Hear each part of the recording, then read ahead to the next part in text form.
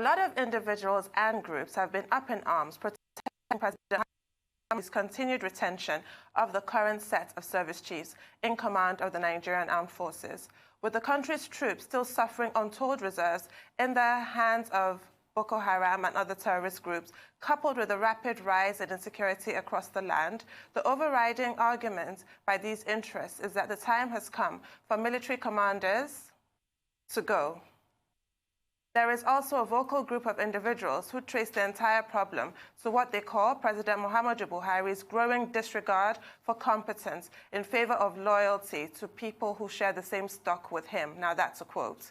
Their argument is hinged on the point that those who should be in command of Nigeria's military should be equitably drawn from various component parts of the nation.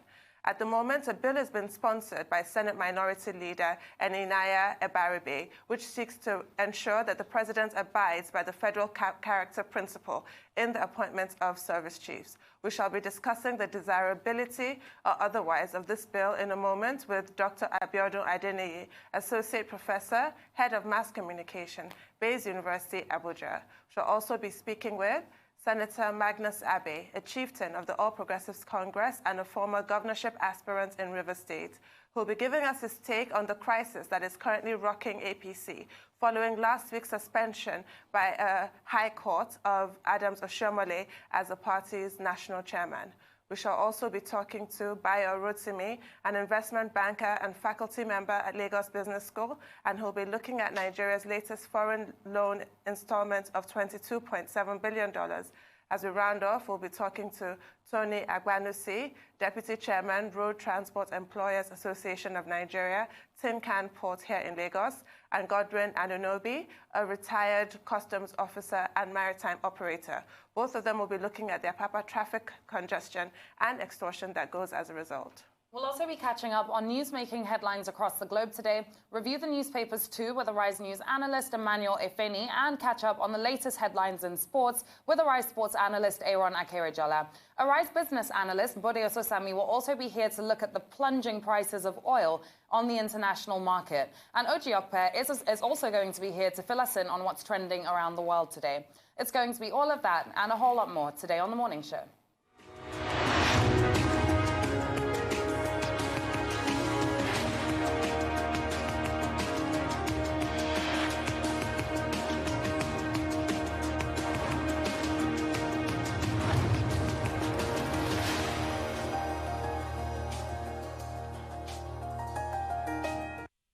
Welcome back to The Morning Show here on Arise News. It's now time to take a look at news stories making headlines around the globe. We begin in Nigeria, where the controversial anti-social media bill introduced at the Senate last November received bashing from various groups and bodies at the weekend as the upper legislative chamber holds a public hearing on the bill today. The bill, entitled Protection from Internet Falsehood and Manipulation Bill, sponsored by Senator Musa Mohammed of Niger East, passed through second reading in January before being referred to the Senate Committee on Judiciary and Legal Matters, headed by Senator Opeyemi Bamidele. Among those invited to grace the public hearing are socio-cultural groups like Afenifere, the Nigerian Guild of Editors, Nigerian Union of Journalists, and civil society organizations, who at the weekend reiterated their opposition to the bill, saying there was absolutely no need for it. According to the spokesman of Afenifere, Mr. Yinka Odumaki, the group will not be part of the public hearing meant to scuttle the rights of Nigerians to air their views. Now, it's all in that report. The opposition was swift and extremely vocal that the Nigerian public will end up being muzzled and that this kind of bill serves no one in a democracy. Absolutely. I mean, this was one of two very controversial bills that we discussed. We had I believe it was the hate speech bill and the social media bill that had everyone up in arms for a very long time, and of course still has everyone up in arms for very obvious reasons. At the end of the day, there seem to be serious ulterior motives to the proposal of this bill. This bill also infringes on the human rights of people, the freedom of expression, etc. And there are just so many problems with proposing that kind of bill in a day where freedom of expression and speech should be honored and should be respected. Now, of course, public hearing is happening today, so let's see what happens with that. But yes, a lot of groups have come out to kick against it. I know that Enough is Enough Nigeria have also been extremely vocal on the social media bill, or should I say have been extremely anti the social media bill. And to be very honest with you, most of the Nigerian public is. So public hearing, I mean, really and truly, I don't think that sways in the benefits of the proposers of this bill, because quite frankly, this bill was one of the most, and I don't want to use a word as strong as atrocious, but there's nothing close to that I can really find, bills that we have seen in a very long time.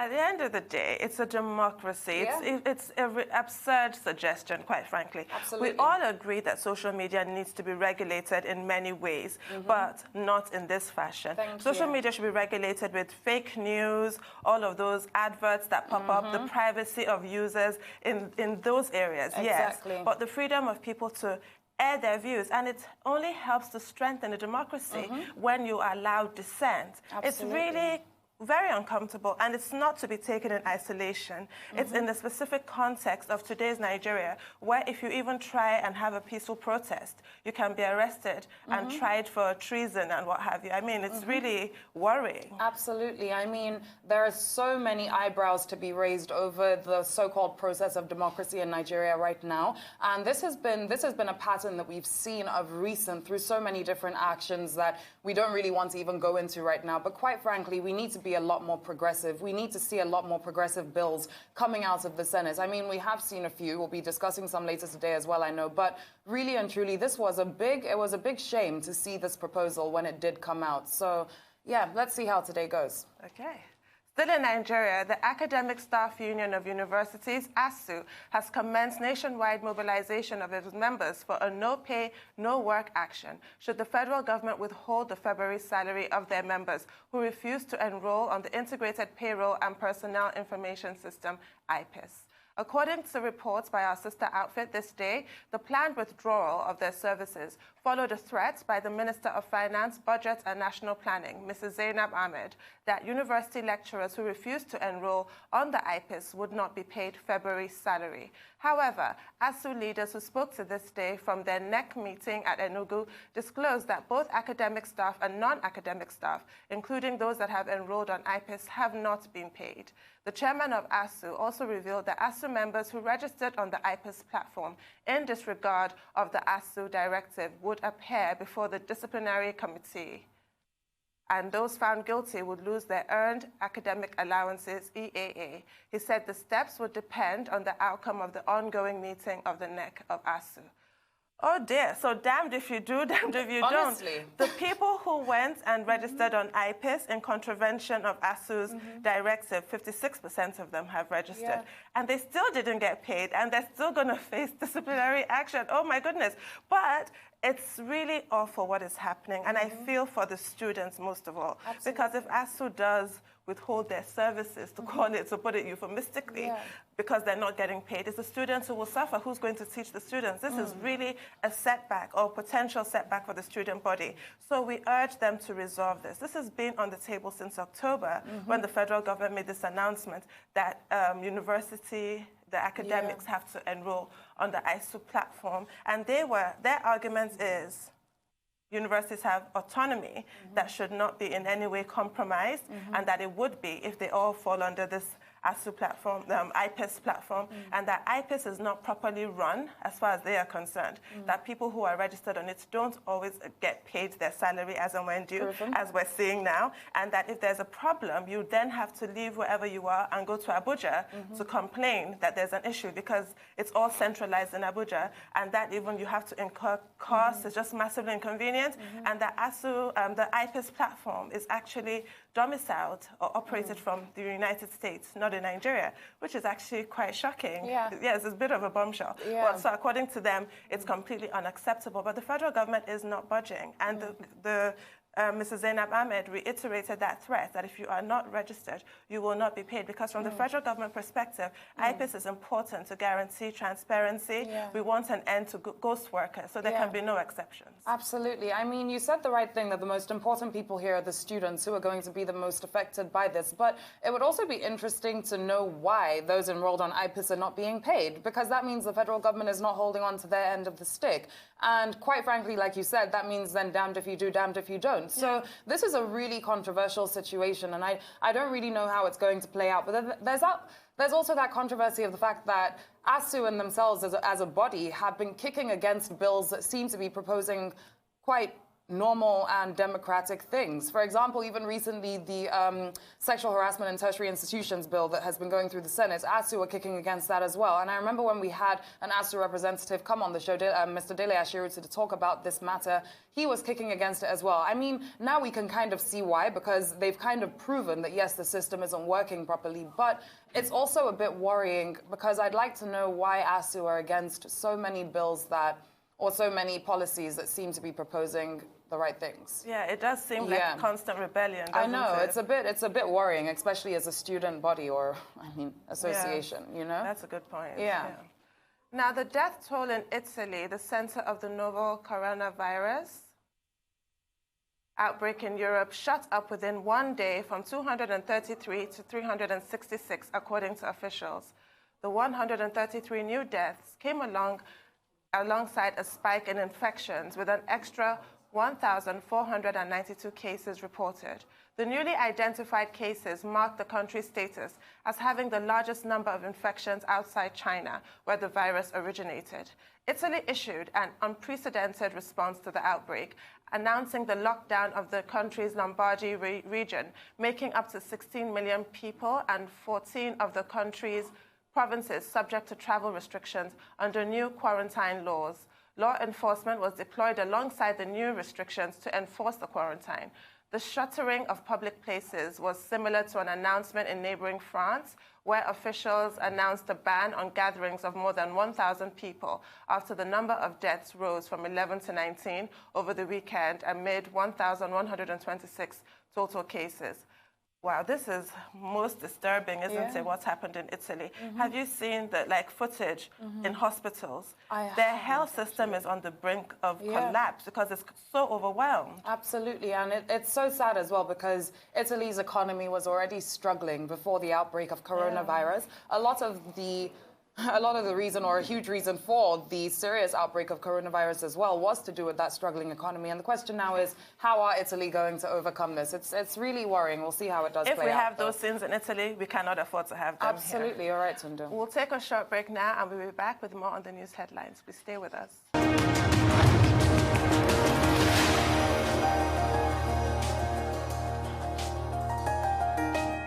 Welcome back to the morning show here on Arise News. Oil prices plunged over 30% in early trading as top exporter Saudi Arabia slashed its oil prices at the weekend, sliding the most since the Gulf War in 1991.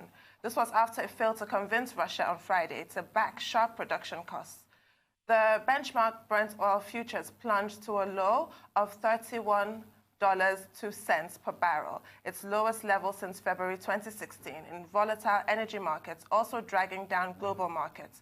All this amidst a time when global markets were already jittery from the uncertainty over the coronavirus outbreak. Goldman Sachs revised its oil price forecast for the second quarter and third quarter down to $30 per barrel and is warning about the possibility of dips in prices to near $20 per barrel. Arise business analyst Bode Oshosami now joins us to look at the imports of all this for Nigeria. Welcome to the program, sir. Good morning. Thank you very much for having me on the show. Good morning. Good to have you here in the Thank you. Lagos studio. I wish I were here under more pleasant circumstances. Honestly. Anyway, good morning, everyone. Good morning, Doctor. How are you? I got caught up somewhere, but I'm here. Thank God. When I read that $20 forecast, I thought I better not look at Leila. Honestly, Leila is panicked. The first thing I said this morning when I saw the headline, I said, Tunde, is this a joke? I couldn't believe it. I couldn't. Well, I Let think me Oshosami, how bad is the situation? I think the reality is it is bad, but we didn't expect this coming. We thought Russia would be difficult at the last OPEC meeting because they already said they were comfortable with prices, and they also have a low break-even price. If you look at their budget, what they need to achieve their budget or to balance their budget is more like $40-something per barrel. So they were a bit comfortable. Saudi Arabia, though, has a higher break-even budget price of about 80-something, but their cost of production is the lowest in the world. And it looks like anger. A bit the oil is at the surface. Yes, the oil is at the surface. It's just sand. They don't pay tax and so on. And of course, South Africa is also a constitutional monarchy, relatively low population.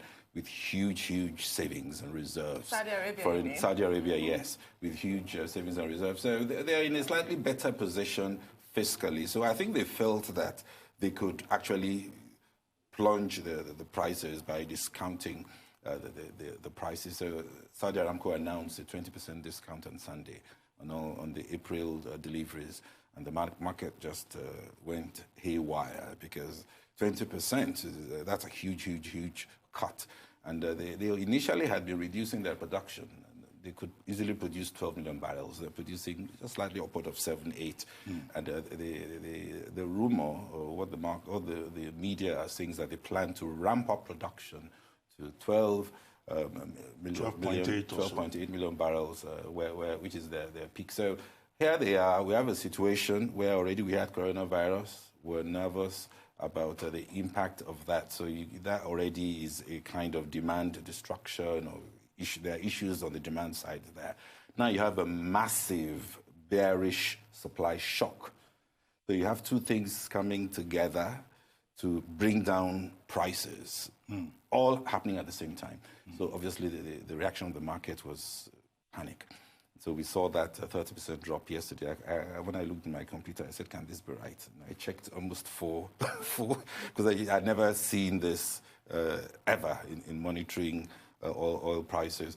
But it happened in 2016, so it's happened before. But obviously in the Gulf War, so some very hectic type of geopolitical situations. But now I think it's happened. I think we just have to accept that this is oil. It's like any other commodity. It can have any price. It can go up and it can come down.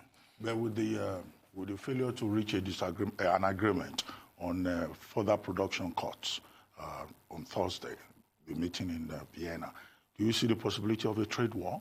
Do you see the possibility of OPEC members just going on their own to increase production Well, my sense rates? is some because OPEC Nigeria members, will need to do at least 3 million barrels. Well, Nigeria cannot increase for all kinds of reasons. No, it's not every country that can increase the oil production because there are logistics issues, there are all kinds of technical issues. Nigeria is one of the countries that is limited by all kinds of restrictions that either the oil companies cannot afford to increase, the cost of production is going to get high, or one thing or the other. You could get some increase maybe to like 300,000 barrels, but nothing more than that. So my sense is the countries that can increase, like Russia, like Kuwait, Saudi Arabia, maybe UAE, will, of course, increase their production. But listening to the OPEC Secretary General, that's Bakindo, after the meeting, he said the lines are still open in terms of discussions with Russia. So my sense is that they will still be doing their best, either directly or indirectly, to get Russia to come to the table to discuss. So I wouldn't rule out a meeting in the next maybe 2 with Russia coming back and find a safe way of saying, okay, let's get back. Maybe we can't do 1.5 million barrels per day. It was a bit odd, this 1.5 or nothing type scenario that was presented to Russia. And Russia was annoyed, we hear, that they announced the cuts before discussing with them at the OPEC+. So they were thinking of doing 1.5 additionally. They hadn't discussed with OPEC+, and it was already in the media. And then the press reported that the Russian oil minister stormed out of Vienna back to Moscow to essentially report that there's a complete disregard for their position. You know, it started with just 600,000. That's what they said they were going to cut initially. Then we were expecting 1 million. And then all of a sudden, OPEC said they wanted 1.5. Although there will be variations. Exactly. Although the argument in terms of the forecast, the destruction that had been seen, but obviously the 600,000 was a problem for Russia initially. They grudgingly accepting the 1 million, but they weren't really there. So to now be faced with 1.5, it was almost inevitable to see the disagreement happen. How vulnerable is Nigeria? Beyond fears about funding the budget, how vulnerable and what lessons can we draw from this? I think the key lesson is for Nigeria to understand that oil prices can fall. Yeah. We should plan everything we're doing based on maybe $30 per barrel, everything we're doing, and then save the rest, save aggressively. That means aggressively reducing the size of governance. It means addressing issues like oil subsidies. It may lots of things that are much more difficult to do. I was speaking with one of the policymakers just yesterday, and what she said is that this may actually be an opportunity to take the tough pills that Nigeria couldn't probably sell to the politics. Do those difficult things now. But more importantly, when oil prices go back, I hope we would not begin to spend again and begin to plan based on $57 per barrel, which I thought was rather irresponsible, given the trend even of oil prices then. But obviously wanted to justify all kinds of expenditure. And here we are in what looks like a mess. But an economist told me that Nigeria is very resilient. We've got huge resources.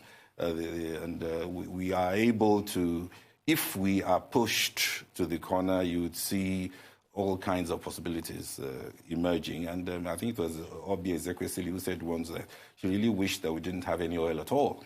Mm-hmm. And then we would now see what Nigerians can really, really do. So I think it's time to let's forget about oil and then begin to think about what life would be if it's $20 per barrel, and then build a different economy based on a different premise. Easier said than done, though. Absolutely possible.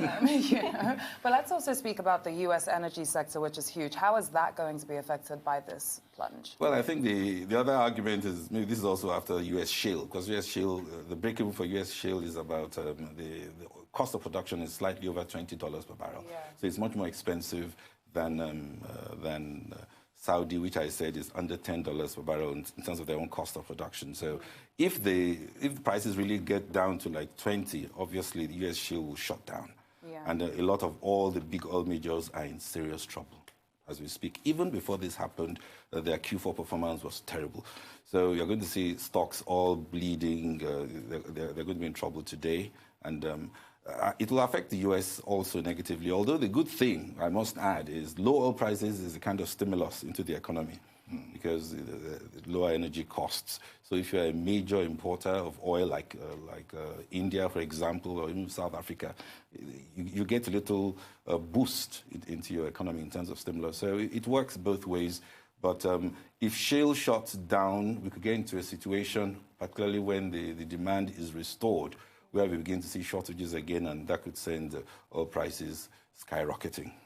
So are we looking at a recession? Well, let's just say we're looking at interesting times. That's that Chinese curse. May you live in interesting times. Oh, that's not a good thing.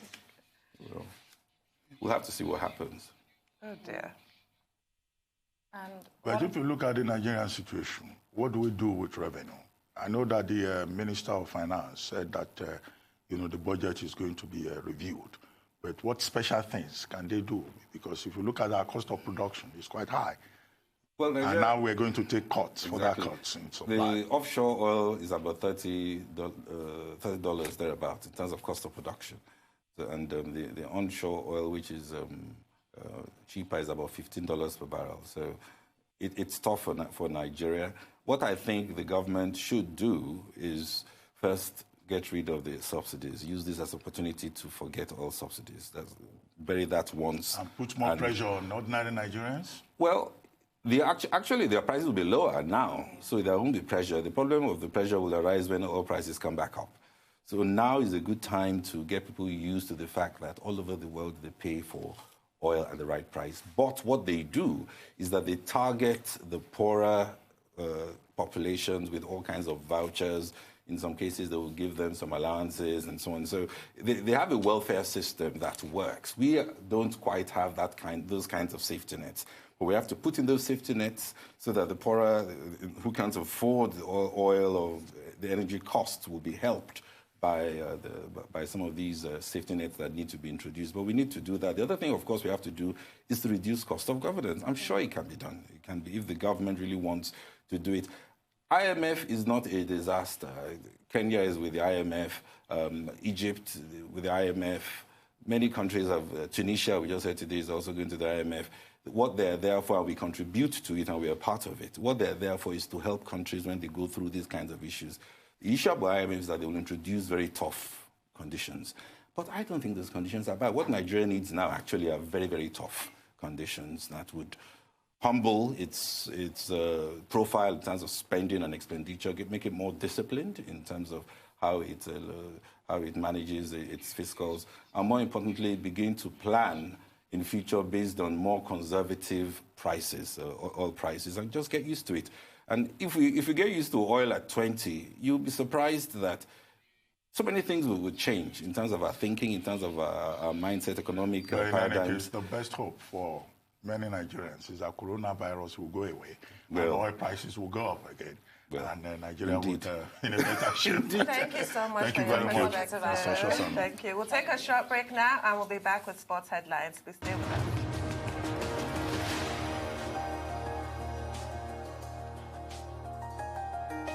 Welcome back to the morning show here on Rise News. We're now joined by our sports analyst, Aaron Akerajala, for the latest headlines of today.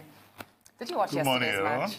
Good morning, Doctor, did you watch yesterday's match? I did. Did I tell you what happened in yesterday's match? Okay. Man City I've been getting lost. vilified all morning since I came into the office. I've not had any kind of reprieve. Thank you, Leila, for rubbing it in. Good morning. I had to. You shouldn't have been surprised. You know, Man U had since recovered. So No, I am still shocked. But the news is not that much. Now that Manchester City have lost, it actually has opened the door for Liverpool right now. Liverpool are on the cusp of actually doing what a lot of people thought would never happen. In 30 years, Liverpool are yet to win the league. And just on the 16th, next week, Liverpool might just be clipped winning the title. that's if Man City lose two of their matches. If they lose two of the matches or lose one of their matches, so Liverpool will need to win two straight. If the Liverpool wins two straight matches, which is against Everton and Crystal Palace, they go on to win the title. If Man City, as it stands right now, lose against Arsenal, who they play next tomorrow, and also if they just lose that alone, just one, and the Everton game derby, highly contestable, and Liverpool do win that game.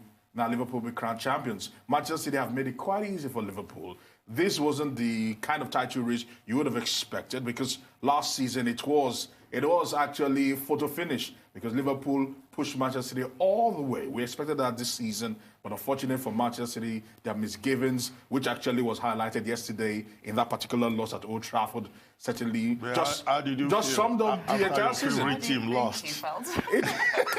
Pep Guardiola is a tactical genius, but at the same time, like all geniuses, He's slipping.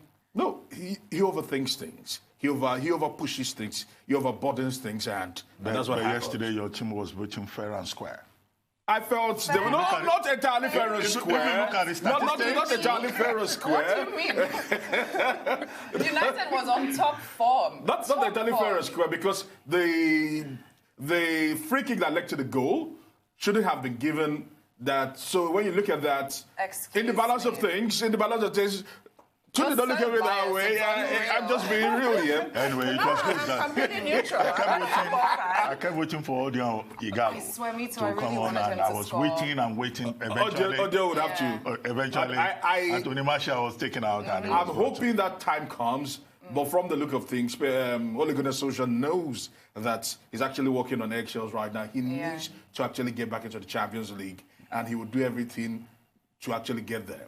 And at this point, that will mean that Odo Jallo might just be relegated to having just a part-time play, as he has actually done in the Premier League. Maybe in other competitions, he might get to start, but in the Premier League, he's looking very unlikely. Well, but the good news for him is that, we're being told that his transfer may be made permanent. Yes, it's looking good, but I doubt that would happen. But let's see, because he's on top form. He's performing really well. Without a doubt. I really wanted him to give us a goal yesterday. He would have been our golden boy, but he did play well yesterday. All right, while that was actually happening, news actually broke here in Nigeria, and then to be very precise, Nasarawa State here in Nigeria, and it was actually a very, very sorry scene. And not just that it happened, but that a death happened yesterday in match day 23 between Nasarawa United and Katsina United at the Lafayette Township Stadium.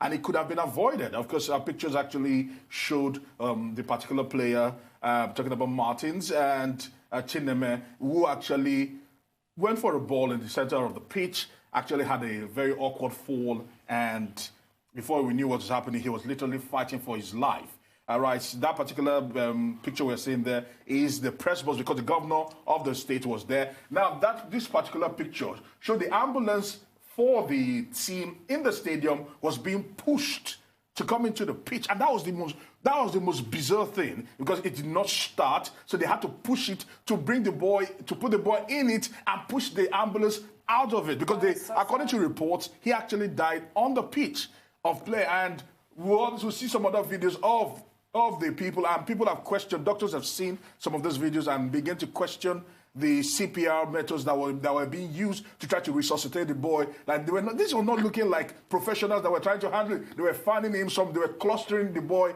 and these were the players. After the news had come, they were just distraught. They were looking devastated on the pitch of play, crying in tears. The governor himself, we heard that the news, he didn't even hear about this. I think before he left, the news got to him that the boy had actually died.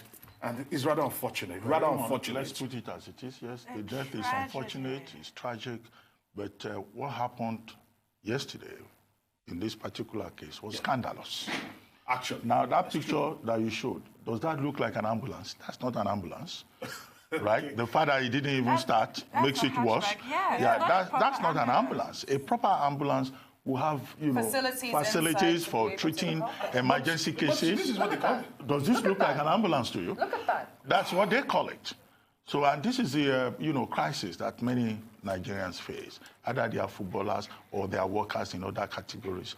We really don't care enough about human lives, and that you have brought this out just tells the entire story. And two vehicles did not start until a third time, until a vehicle from the governor's press crew was brought along, and that was what was used to take him to the hospital. So he could not get any emergency care. Yeah, this station wagon that's been converted to an ambulance would be fine if he fell and twisted an ankle. Then you can put him in that. But in the event of an emergency, which is the purpose of an ambulance, it clearly does not suffice. I bet there's no oxygen in there for starters. And I guess the vehicle did not start because they had no fuel. Exactly. And this also raises a question about basic first aid as well. The fact that no one could give him proper CPR. And they were fanning him. It raises so many questions. We need to be taught basic first aid in school because anything can happen to anyone at any given time, and we are all responsible for each other. It's so sad. As it stands right now, the league management company, the body responsible for the Nigeria Professional Football League, they've actually opened investigations into the cause of death, and they said that autopsies will be carried out to ascertain if he actually died of a natural cause or probably maybe because certainly before every season starts, you must submit your medical certificate to certify that you're actually fit and proper to actually play. Well, so we even do proper medical checkups in many of our organizations. And this is, unfortunately, as it stands right now, like you mentioned, this is the third in a row we've seen in the last 1 month, whether it's a player actually being harassed by the police or the boss getting burnt. A lot has to be done for these footballers if we want to actually... Thank you very much, Aaron. Each time you bring these such stories, you lower our spirits.